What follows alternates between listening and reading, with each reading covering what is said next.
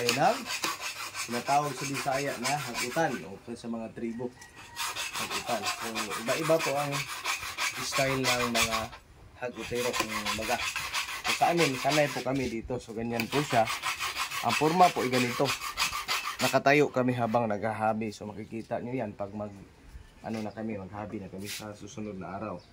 Ganyan siya. Dito ilagay yung mga tihahabing abaka. Dito hihilain at lalabas na yung textile. Yan. So, ito ibabaon sa lupa at lagyan ng grease.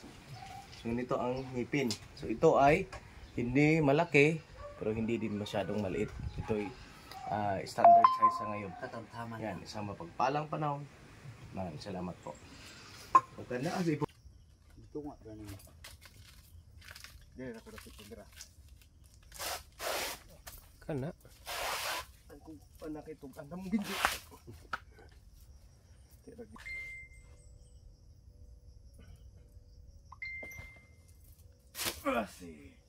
Pagsampay dahil simula pa lang ng aming paghahabi ng abaka.